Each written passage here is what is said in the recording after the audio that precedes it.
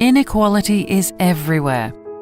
It stifles ambition and potential, and when it becomes extreme, people can take to the streets. Ultimately, it damages economies and societies. The concept of human development is all about giving people freedom to decide who they want to be and how they'll live. It involves, among many other things, living a long, healthy life, receiving decent education, and having a decent standard of living.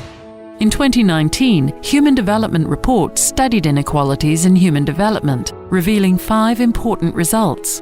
1. Human development has progressed immensely. Far more people are reaching a minimum standard. There's less extreme poverty and hunger, and greater access to basic education. But progress still needs to be made. 2. Inequality is changing.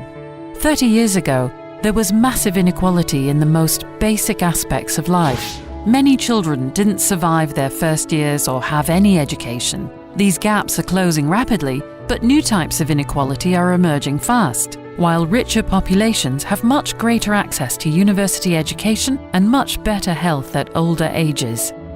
3. Inequalities start before birth and can widen immensely by the time kids are in school.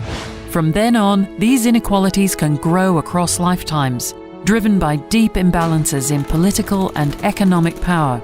This is evident, for example, in the relative positions of women and men in some countries. 4. We need new ways to measure new inequalities. Dollars and rupees won't always help us understand inequalities in health and education. We must go beyond averages to see the full picture. 5. We must act now to overcome inequalities and design policies that work for every age group. Giving kids early childhood education, for example, will last lifetimes. But governments shouldn't just tackle symptoms. Long-lasting solutions will come from addressing the root causes of inequality, often ingrained in a country's history and culture. That way, we can boost economic growth and reduce inequality at the same time. It's not too late to act.